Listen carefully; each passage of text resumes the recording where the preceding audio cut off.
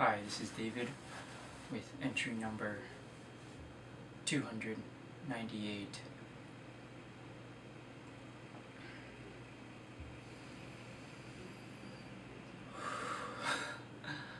I've had a interesting day. It's good. It's good. Unrelated to all the depression talk. But I know this first topic I want to bring up isn't unrelated, but it is. Know that it's not part of my depression, and it is a discussion, because the depression's not even there anymore, so don't worry. The discussion is about suicide. And about 8 years ago, maybe 7 years ago, HBO put out a documentary called The Bridge, and I think it was nominated, if not won, for Best Documentary that year for the Emmy or whatever. And The Bridge is about the San Francisco Bay Bridge, or the Golden Gate Bridge, the Golden Gate Bridge. And what's famous about the bridge, the premise is, actually no, the theme of the film is suicide. And it profiles, I think, about 8 people who commit suicide by jumping off the Golden Gate Bridge. And one of those people who actually does it survives. And it's funny because the first thing he thought when he jumped was like, "Oops, I don't want to die." And it's pretty interesting that he has that recollection. The movie is very raw. It shows more than 8 people kill themselves in the video. Raw footage of people filming the bridge during the day, and they see someone on the railing and they just fall down and hit the water.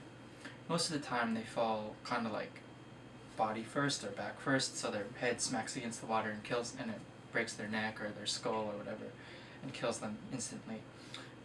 But what happened with the guy who lived was that he turned his body so that his feet hit the water first, and he just shattered his spinal cord, or a few vertebrae. So he lived. But the film, what's very interesting about the film is that it's not deploring suicide. It's very much approaching it from a very just a non-partisan view. It doesn't say it's bad, doesn't say it's good. It just says it brings the people who knew the victims or whatever. It brings them together, and they just talk about their life and the circumstances around their depression or bipolar disorder or whatever. But it just talks about them. And there was a couple people of note. And what I found very fascinating was there were 2 parents who talked about their son. And he was always very open with suicide to his father and mother, and said, I will kill myself. This is just, this is just how my plan is going. And he eventually, they lived in Texas, and he eventually just went out to San Francisco. And there were they interviewed 2 guys who saw him on the bridge and talked to him, and they just said he was always looking around. And his comment to them was, "Wow, it's really far from here to the water." And it didn't set that didn't set off any warning bells in the 2 guys' head. But yeah, he ended up just leaving and killing himself. And his parents were very blasé about it. It was very refreshing, actually, to see. They were just like, we knew we couldn't stop this. It was just his way, his path, and this was his decision and not ours. And it's not our fault. It just wasn't in our hands. We weren't able to control it. And so, like a lot of people say, don't stress about things that you can't control. And these people, I think, took that to heart, and maybe to the extreme. Because they were sad, obviously, because they lost their son, but it wasn't like they were really hard on themselves or looking to blame anyone. They were just kind of like, we did our best, and it was his choice to end his life. And I thought that was a very fascinating take on their son's suicide. You know, it covered a lot of people who were bipolar, who were major depressive, and you know that it's sad, but it's not completely out of the norm for that to happen. There's covered a schizophrenic as well, and I highly recommend it if you can stomach watching people kill themselves. You don't really see any bodies being drug up or anything. You just see people hitting the water and they just go under. They said like you go under 50 or 60 feet and you hit the water. If you're dead, you're just gonna sink. So I highly recommend watching it because it's a very interesting breath of fresh air in terms of how spiritually, like, our country should take this kind of, I feel like our country should take this kind of stance on suicide, because really it should be the individual's choice.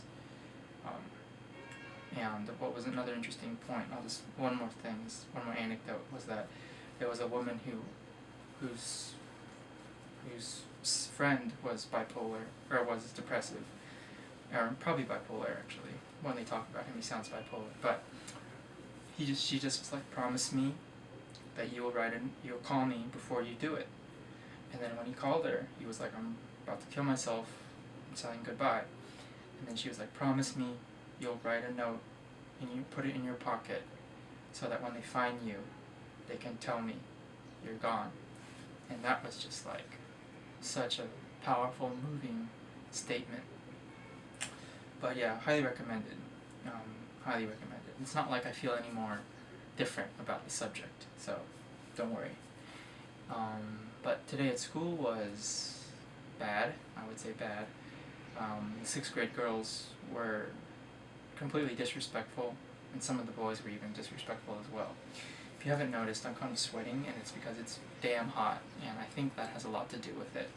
The heat here, and they don't allow us to use the aircon, or the air conditioning, so it's like 82, or it's like 86 degrees with like 70% humidity, so it feels like probably like 94, 95, so it's crazy, and these kids are just dying. And then I figured out what was wrong with the girls. What's wrong with the girls is that they're going through puberty, and and that makes them not want to do anything. They're putting up the rebel face, and that's what it is. I can't really fight the puberty. That's what's going on. I'm pretty sure one of them was, visiting, or Aunt Flo was visiting her because she was like a freaking bitch, just like total bitch. And the other two are very nice still, but they follow the bitch around. She's the cock of the walk, the cock of the block. She commands them. So it was very, very, very frustrating, and I had a very stern talk with them afterwards about how you need to participate. I can only do so much. You need to put forth some effort. I can only do so much, Like I always said, it's that help me help you. Help me help you. That's just what it is. I can do so much, but you have to kind of pull yourself by your bootstraps sometimes, and you can't always be taken where you want to go. You have to do some work yourself.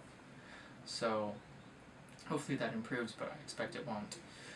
Anyway, so I'm very frustrated. I was ruffled by that, and yeah, I kind of want to go out and get some popping soup because it is freaking hot, and I'm hungry, and I'm tired, and I got an early day tomorrow. I'm going into Seoul.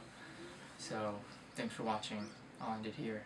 I know this was a long one, so tomorrow probably will be quite a while before I upload, so during the day it might not come. I'll probably have to upload it at night, so just be warned. It might feel like 24 hours or whatever, or 48 hours before you get another one, but when I get home from Seoul, it'll probably be around 10 or 11, but I'll record and I'll put it up. So it'll be morning for you. Or, yeah, tomorrow morning. No, the day after tomorrow morning, but it'll be Saturday for me still. Alright, whatever. Thanks for watching. This has been entry number 297, and I'll talk with you tomorrow. Bye.